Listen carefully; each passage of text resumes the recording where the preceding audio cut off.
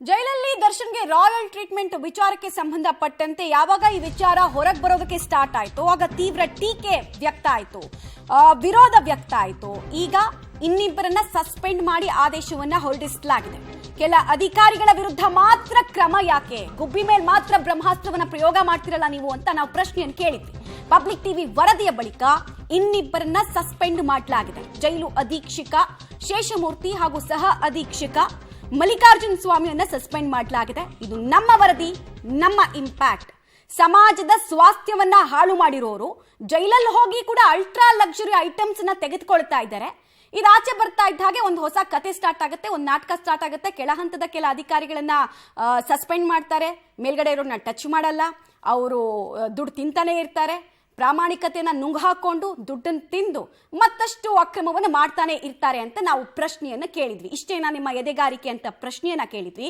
ಈಗ ಮಧ್ಯಾಹ್ನದ ನಂತರ ಇನ್ನಿಬ್ಬರ ತಲೆದಂಡ ಆಗಿದೆ. ಹಾಗಾದ್ರೆ ಸಸ್ಪೆಂಡ್ ಆದವರು ಯಾರ್ಯಾರು? ಜೈಲು ಅಧೀಕ್ಷಕ ಮಲ್ಲಿಕಾರ್ಜುನ ಸ್ವಾಮಿ ಅವರ ತಲೆದಂಡವನ್ನ ಮಾಡಲಾಗಿದೆ. ಇದರ ಜೊತೆಗೆ ಮತ್ತೊಬ್ಬ ಜೈಲು ಅಧೀಕ್ಷಕ ಶೇಷಮೂರ್ತಿ ಅವರನ್ನ ಕೂಡ ಅಲ್ಲಿ ಸಸ್ಪೆಂಡ್ ಮಾಡಲಾಗಿರೋದ್ರ ಬಗ್ಗೆ ಮಾಹಿತಿ ಸಿಗ್ತಾ ಇದೆ. 9 ಜೈಲಧಿಕಾರಿಗಳು ಸಸ್ಪೆಂಡ್ ಆದವರು ಯಾರ್ಯಾರು, ಯಾರ್ಯಾರ ಕರ್ತವ್ಯ ಲೋಪ ಮೇಲ್ನೋಟಕ್ಕೆ ಪ್ರಾಥಮಿಕವಾಗಿ ಕಂಡು ಬಂದಿದೆ ಅಂತ.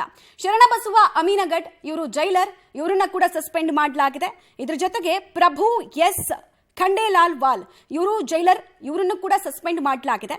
ಹಾಗೂ LS ತಿಪ್ಪೇಸ್ವಾಮಿ ಅಸಿಸ್ಟೆಂಟ್ ಜೈಲರ್, ಇವರ ತಲೆದಂಡ ಕೂಡ ಆಗಿದೆ.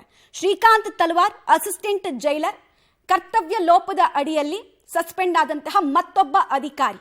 ಜೈಲು ವಾರ್ಡನ್ ಆಗಿರುವಂತಹ ವೆಂಕಪ್ಪ ಕೋರ್ತಿ ಅವರನ್ನ ಕೂಡ ಅಲ್ಲಿ ಸಸ್ಪೆಂಡ್ ಮಾಡಲಾಗಿದೆ. ಸಂಪತ್ ಕುಮಾರ್ ಕಡಪಟ್ಟಿ ಜೈಲು ಅಧಿಕಾರಿಗಳ ಸಸ್ಪೆಂಡ್ ಪಟ್ಟಿಗೆ ಸೇರ್ತಾ ಇರುವಂತಹ ಮತ್ತೊಬ್ಬ ಅಧಿಕಾರಿ. ಇವ್ರ ಜೊತೆಗೆ ಬಸಪ್ಪ ತೇಲಿ ಇವರು ಕೂಡ ವಾರ್ಡರ್, ಇವರನ್ನು ಕೂಡ ಅಲ್ಲಿ ಸಸ್ಪೆಂಡ್ ಮಾಡಲಾಗಿದೆ. ಮೇಲ್ನೋಟಕ್ಕೆ ಪ್ರಾಥಮಿಕ ತನಿಖೆಯಲ್ಲೇ ಇವರೆಲ್ಲರ ಕರ್ತವ್ಯ ಲೋಪ, ನಿರ್ಲಕ್ಷ್ಯದ ಕರ್ತವ್ಯ ನಿರ್ವಹಿಸಿರೋದು ಗೊತ್ತಾದ ಹಿನ್ನೆಲೆಯಲ್ಲಿ ಮೊದಲಿಗೆ 9 ಜನರನ್ನ ಸಸ್ಪೆಂಡ್ ಮಾಡಲಾಗಿದೆ ಅನ್ನೋದು ತಿಳಿದು ಬರ್ತಾ ಇದೆ. ಇನ್ನೂ ಎಷ್ಟು ಜನರ ಬುಡಕ್ಕೆ ಹೋಗುತ್ತೆ ಈ ರಾಯಲ್ ಟ್ರೀಟ್ಮೆಂಟ್ ನ ವಿಚಾರ ಅನ್ನೋದು ಕುತೂಹಲ. ಡೀಟೇಲ್ಸ್ ಕೊಡ್ತಾರೆ ಮುರಳಿ. 9 ಜನ ಅಧಿಕಾರಿಗಳ ತಲೆದಂಡ ಅಲ್ಲಿಗೆ ಆದಂಗಾಗಿದೆ. ಇನ್ನೊಂದಷ್ಟು ಜನರ ತಲೆಗೆ ಇದು ಸುತ್ತಕೊಳ್ಳುತ್ತಾ? ಹಾಗೂ ಇವರ ಪಾತ್ರದ ಬಗ್ಗೆ ಇಂಟರ್ನಲ್ ಡಿಪಾರ್ಟ್ಮೆಂಟಲ್ ಎನ್ಕ್ವೈರಿನಲ್ಲಿ ಗೊತ್ತಾಗಿರೋದು ಏನೇನು?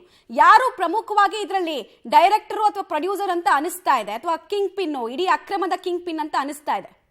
ಆರೋಪಿಗಳೇ ಇದಕ್ಕೆ ಪ್ರೊಡ್ಯೂಸರ್ ಆಗಿರೋಂಥದ್ದು ಮಮತಾ. ಯಾಕೆಂದರೆ ಆರೋಪಿಗಳು ಹಣವನ್ನು ಕೊಡ್ತಾ ಇದ್ದಾರೆ, ಹಣಕ್ಕೆ ಇವರು ಡೈರೆಕ್ಷನನ್ನು ಜೈಲ್ ಸೂಪರ್ಡೆಂಟ್ ಮಾಡ್ತಾರೆ. ಜೊತೆಗೆ ಅದಕ್ಕೆ ಆಕ್ಟರ್ಗಳಾಗಿ ಅಲ್ಲಿಯ ಕೆಲ ಅಧಿಕಾರಿಗಳು ಅಂದರೆ ಮೊದಲು 7 ಜನ ಏನು ಸಸ್ಪೆಂಡ್ ಆಗಿದ್ರು ಅವರೆಲ್ಲರೂ ಕೂಡ ಹಣವನ್ನು ಪಡೆದುಕೊಂಡು ಆಕ್ಟನ್ನು ಮಾಡ್ತಾ ಇದ್ರು. ಜೊತೆಗೆ ಅದಕ್ಕೆ ಸಂಬಂಧಪಟ್ಟಂತೆ ಏನೇನು ಪ್ರೊವೈಡ್ ಮಾಡಬೇಕು ಆ ರೀತಿಯ ಪ್ರೊವೈಡನ್ನು ಮಾಡ್ತಾ ಇದ್ರು ಅನ್ನೋದ್ರ ಬಗ್ಗೆ ಈಗ ಸ್ಪಷ್ಟವಾಗಿ ಗೊತ್ತಾಗ್ತಾ ಇರೋಂಥದ್ದು. ಮಮತಾ, ಬೆಳಗ್ಗೆ ಯಾವಾಗ ಗೃಹ ಸಚಿವರು 10 ಗಂಟೆ ಸಂದರ್ಭದಲ್ಲಿ ಒಂದು ಹೇಳಿಕೆಯನ್ನು, ಮಾಧ್ಯಮ ಹೇಳಿಕೆಗಳನ್ನು ಕೊಡ್ತಾ ಹೋದ್ರು, ಆ ಸಂದರ್ಭದಲ್ಲಿ 7 ಜನರನ್ನು ಮಾತ್ರ ಈಗ ಸಸ್ಪೆಂಡನ್ನು ಮಾಡ್ತಾ ಇದ್ದೀವಿ, ಜೊತೆಗೆ ಒಂದು ಪ್ರಾಥಮಿಕ ವರದಿಗಳೇನಿತ್ತು ಅದನ್ನು ಪಡ್ಕೊಳ್ಳುವಂಥ ಪ್ರಯತ್ನಗಳನ್ನು ಮಾಡ್ತಾ ಇದ್ದೀವಿ ಅನ್ನೋದ್ರ ಬಗ್ಗೆ ಒಂದು ಹೇಳಿಕೆಯನ್ನು ಕೊಟ್ಟಿದ್ರು. ಆದರೆ ಪಬ್ಲಿಕ್ ಟಿವಿ ನಿರಂತರವಾಗಿ ಸುದ್ದಿಯನ್ನು ಮಾಡ್ತಾ ಇತ್ತು. ಕೇವಲ ಗುಬ್ಬಿಯ ಮೇಲೆ ಯಾಕೆ ಬ್ರಹ್ಮಾಸ್ತ್ರವನ್ನ ಪ್ರಯೋಗವನ್ನು ಮಾಡ್ತಾರೆ, ಯಾಕೆಂದ್ರೆ ಜೈಲಿನ ಸೂಪರ್ಡೆಂಟ್ ಇರ್ಬೋದು, ಅಸಿಸ್ಟೆಂಟ್ ಸೂಪರ್ಡೆಂಟ್ ಇರ್ಬೋದು, ಇವರ ಗಮನಕ್ಕೆ ಬರದೆ ಒಂದೇ ಒಂದು ಸೊಳ್ಳೆಯೂ ಕೂಡ ಜೈಲಿನ ಒಳಗಡೆ ಹೋಗ್ಲಿಕ್ಕೆ ಸಾಧ್ಯ ಇಲ್ಲ. ಯಾಕೆಂದ್ರೆ ಅಷ್ಟು ಕಟ್ಟುನಿಟ್ಟಾಗಿ ಫಾಲೋ ಅಪ್ ಅನ್ನ ಮಾಡ್ತಿರ್ತಾರೆ. ಅದರಲ್ಲೂ ಕೂಡ ಮೊಬೈಲ್ ಹೋಗ್ತದೆ. ಜೊತೆಗೆ ಆ ಗ್ರೌಂಡ್ ಏನಿತ್ತು ಲಾನ್ ನಲ್ಲಿ ಕೂತ್ಕೊಂಡು ಅವರು ಸಿಗರೆಟ್ ಅನ್ನ ಸೇರ್ತಾ ಇರ್ತಾರೆ. ಅಂದ್ರೆ ಅವರಿಗೆ ಚೇರನ್ನ ಪ್ರೊವೈಡ್ ಮಾಡಿದಂಥವ್ರು ಯಾರು? ಅದರಲ್ಲೂ ಕೂಡ ಸಜಾ ಕೈದಿ ಆಗಿರುವಂತ, ಅಂದ್ರೆ ಸಜಾಬಂದಿ ಅಂತ ಹೇಳಿ ಕುಳ್ಳಸೀನ ಏನಿದ್ದಾನೆ ಆತನಿಗೆ ಕನ್ವಿಕ್ಷನ್ ಆಗಿದೆ. ಕನ್ವಿಕ್ಷನ್ ಆದಂಥವನಿಗೆ ಬೇರೆ ಬ್ಯಾರಕ್ನಲ್ಲಿ ಇಡಬೇಕು. ಅವನು ವಿಚಾರಣಾಧೀನ ಕೈದಿಗಳ ಬ್ಯಾರಕ್ಗೆ ಯಾವ ರೀತಿ ಬಂದ, ಇದೆಲ್ಲದ್ರ ಬಗ್ಗೆನೂ ಕೂಡ ಸಾಕಷ್ಟು ಅನುಮಾನಗಳಿತ್ತು. ಅದಕ್ಕೋಸ್ಕರ ಜೈಲ್ ಸೂಪರ್ಡೆಂಟ್ನ ಇನ್ವಾಲ್ವ್ಮೆಂಟ್ ಇದೆ ಅಂತೇಳಿ ಪಬ್ಲಿಕ್ ಟಿವಿ ಸುದ್ದಿಯನ್ನು ಮಾಡ್ತಾ ಇತ್ತು. ಕೊನೆಗೆ ಯಾವಾಗ ಗೃಹ ಸಚಿವರು ಕಾರಾಗೃಹಕ್ಕೆ ಹೋದ್ರು, ಅಲ್ಲಿ ಭೇಟಿಯನ್ನು ಮಾಡಿ ಅಲ್ಲಿ ಒಂದಷ್ಟು ಮಾತುಕತೆಯನ್ನು ಮಾಡಿದ್ರು. ಮಾತುಕತೆಯನ್ನು ಆದ ಬಳಿಕ ಆ ಇಬ್ಬರನ್ನು ಕೂಡ, ಅಂದ್ರೆ ಶೇಷಮೂರ್ತಿ ಇರ್ಬೋದು ಮತ್ತು ಮಲ್ಲಿಕಾರ್ಜುನ್ ಸ್ವಾಮಿ ಇರ್ಬೋದು, ಇವರಿಬ್ಬರನ್ನು ಕೂಡ ಸಸ್ಪೆಂಡ್ ಅನ್ನು ಮಾಡಿದ್ದಾರೆ. ಜೊತೆಗೆ ಇಲಾಖಾ ತನಿಖೆ ಮತ್ತು ಆಂತರಿಕ ತನಿಖೆ ಅಂತ ಏನು ಇರ್ತಾರೆ ಅದನ್ನ ಈಗಾಗಲೇ ಮಾಡಿಸ್ತಾ ಇರೋಂಥದ್ದು ಹಿರಿಯ ಅಧಿಕಾರಿಗಳು. ಯಾಕೆಂದ್ರೆ ಕೇವಲ ಸೂಪರ್ಡೆಂಟ್ ಮಟ್ಟಕ್ಕೆ ಮಾತ್ರ ಇದು ಬರ್ತದ, ಅಥವಾ ಅದಕ್ಕೂ ಹೊರತುಪಡಿಸಿ ಬೇರೆ ಯಾರಾದರೂ ಅಧಿಕಾರಿಗಳು, ಅಂದ್ರೆ ಏನು ಫ್ರೀಡಂ ಪಾರ್ಕ್ ನ ಮುಂದೆ ಇರುವಂತ ಒಂದು ಆಫೀಸ್ ಏನಿದೆ, ಕೇಂದ್ರ ಕಾರಾಗೃಹ ಇಲಾಖೆಗಳ ಆಫೀಸ್ ಏನಿದೆ, ಅಲ್ಲಿಯ ಆಫೀಸರ್ಗಳು ಏನಾದರೂ ಇನ್ವಾಲ್ವ್ಮೆಂಟ್ ಇದೆಯಾ, ಇದೆಲ್ಲದ್ರ ಬಗ್ಗೆನೂ ಕೂಡ ತಿಳ್ಕೊಳ್ಳೋದಕ್ಕೆ ತನಿಖೆಯನ್ನ ಮಾಡಲಾಗ್ತಾ ಇದೆ.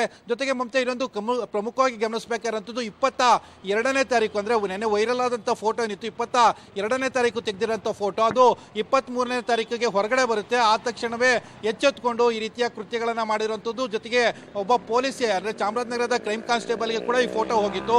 ಆತನ ಜೊತೆ ಡೀಲ್ ಮಾಡುವಂಥ ಪ್ರಯತ್ನಗಳನ್ನು ಕೂಡ ಏನು ಜೈಲಾಧಿಕಾರಿಗಳು ಮಾಡಿದ್ರು ಅನ್ನೋದ್ರ ಬಗ್ಗೆ ಕೂಡ ಮಾಹಿತಿಗಳು ಸಿಗ್ತಾ ಇದಾವೆ. ಇನ್ನೊಂದಷ್ಟು ತನಿಖೆ ಆದ ಬಳಿಕ ಈ ಎಲ್ಲ ಸತ್ಯಾಂಶಗಳು ಕೂಡ ಹೊರಬರೋಕ್ಕೆ ಸಾಧ್ಯತೆಗಳು ಇರುವಂಥದ್ದು. ಮಮತಾ.